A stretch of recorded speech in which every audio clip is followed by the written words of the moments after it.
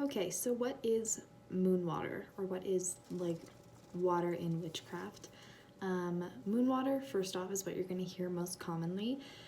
It's basically just water that has been infused with the moon's energy. So you'll commonly see this with full moons. Basically, what this is water that you cleanse in some way, and then you place it out like underneath a full moon. It can be like on a windowsill, like physically outside, anywhere that it's like theoretically in contact with the moonbeams or like the moon's light. What this does is, as like throughout the night, it like infuses with the like moon's energies.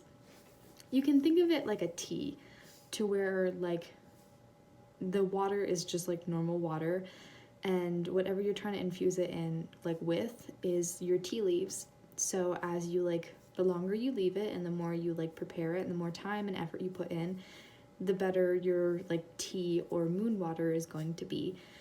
Not necessarily saying that like one is better than the other, but like more versatile is like going to be the ones that like you cleansed your water, you cleansed your like container, you've like put protection magic around you.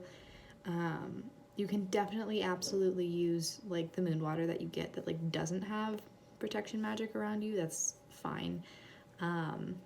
It's just going to be more versatile if you kind of cover all your bases first. Anyways, there's also sun water, same exact concept, except instead of the moon, it's the sun. You can make different kinds of water. You can really like do anything. You just follow the same basic recipe, to where it's like somehow infusing the water with certain energies. Like money water, you would infuse it with like actual money. Like you can put like coins in the water after you like cleanse it, and then like your energy of like financial abundance or like financial success or whatever. And you can do like certain things that like in your brain you associate with money. Like for instance, if you associate like the color green with money, you can like color the water green or put it in a green container, or write like a green money sign on the container. It really is versatile. It's nothing that's like one specific way to do everything.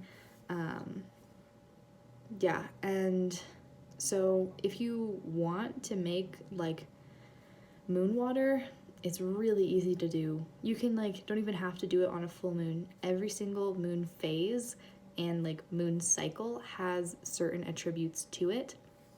Like for instance, the new moon, where there is no moon like out, you can't physically see one, but there's still energy there. So new moons is typically like starting new beginnings. It's like new stuff. It's like fresh.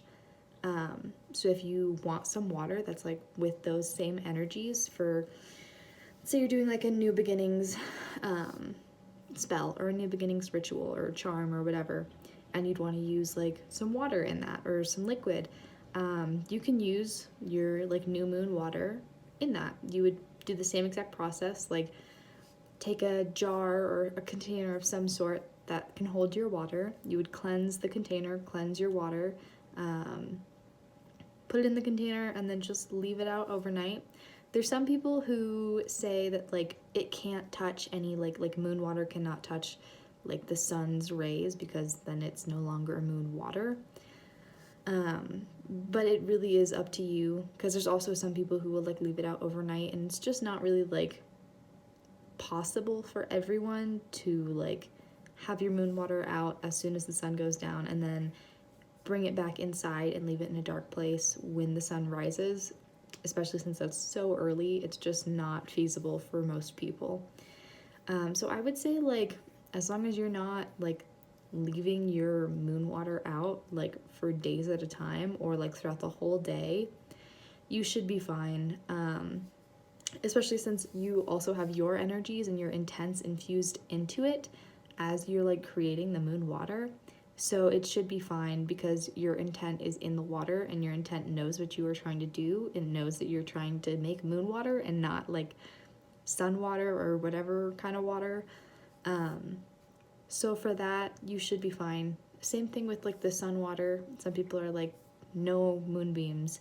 Some people actually make like sun and moon water, which is like pretty self-explanatory. I'm sure you can connect the dots that it's like you leave it out both during the sun and the moon times.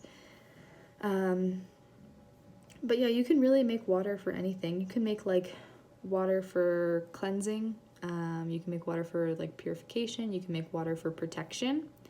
You can make water to like appease certain spirits, like put like herbs and flowers or whatever in water that like your spirit like likes or is like attributed to.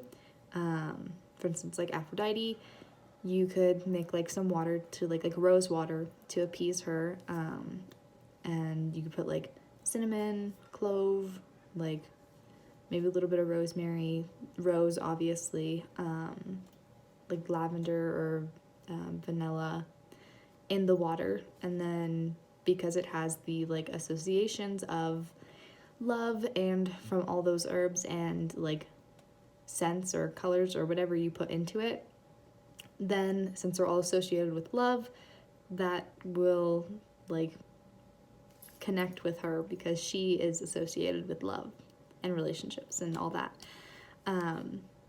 But there's so much you can do with water.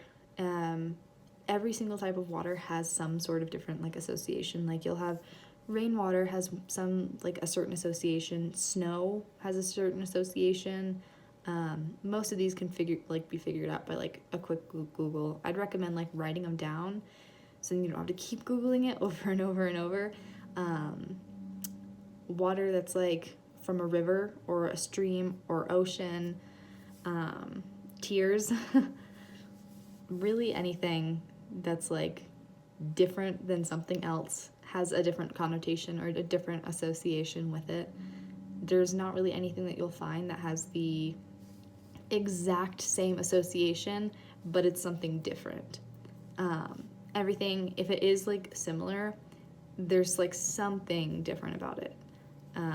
But moon water can be used for most anything.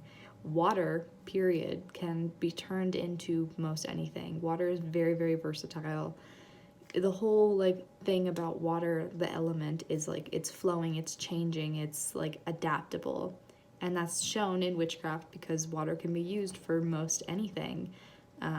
Water can be used for like spells and charms that are for like prosperity or love, but it can also be used for spells and charms that are like curses or hexes or something that's like offensive. It can be used for like defense, offense, anything you want actually. Yeah, water's probably the most versatile ingredient and tool that you have at your disposal, especially because it's almost everywhere. You can figure out what to do with water by just thinking like, what do I want to do? What is my like goal for this spell? And then start putting together ingredients. Most spells are like not some like 1,000-year-old ritual. It's usually things that like you yourself are making that like this feels right or this doesn't feel right.